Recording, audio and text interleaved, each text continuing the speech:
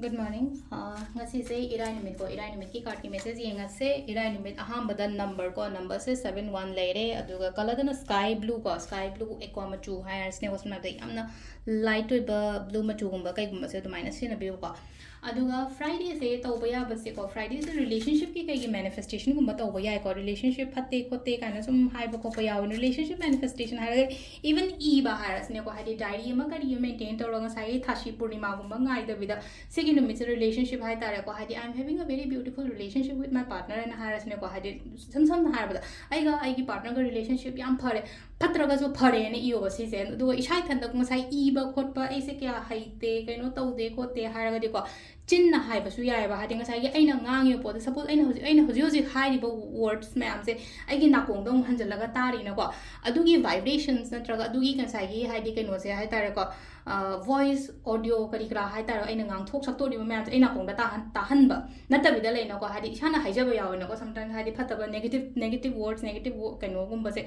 sentence gumba se isagi damak da haija phat khede dong thokna ai bu kyam kaino to bu ko pa adu hai de su leina ko ai phare hai bagi mong da hai tare ko ai relationship yam phare hana ga har yam phare bai nungshina na leimine ko imu manung ima baba kari kra loi phazan nungshina na leimine ko mine hai bagi adu oidraga su oire hai matam da hai kai do bagi kaino to roidun adu na lumdhara ga hai tare ko poche si so ne attract ro kani ba khoi da adu ma to bi ba hai tare ko e ba khot pa ma hai di ritual natraga manifestation to technique to draga so only ngang ba sak pa khot pa amarom da hai tare ko adu ma am to bi yai ko do ha ma da khoi card message yenga se do timing so pe yenga se ko ahamba ko silere ko hai di first card sida leire second sida leire ko last ki silere ko ahamba khan banga yenga se ko hai first card khan banga gi na ngasi gi na kai lakke ha matam da ngasang wakhan je khatang emotional oiba sensitive oiba khotwa mai to lai ko silai je ko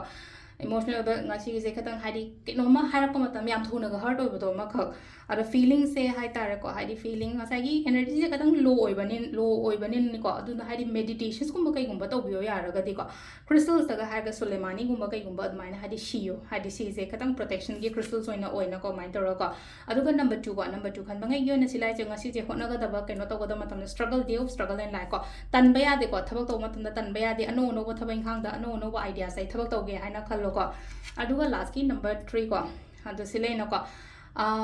mi gi shu tao khara le na ko hai de ai khatang gi wana to mingon gi mi gi guidance ai gi ngasai gi ai gi manager oiro natraga ai gi oza oiro ai gi parents oiro ai gi mathak thong ba te myam ma le ni mung manung so adun hai di moi gi guidance kum ba kai gum ba lawra ga thaba inkhang to biyo ko hai di only ai gi just ai do loin khang ye hai re hai ba gi adu gi mahut to ko sisina koi gi card ki message le re ko adu timing sai pe yenga se ko timing sina koi gi kaino oire ko hai di pung mari ga minute kun manga dagi na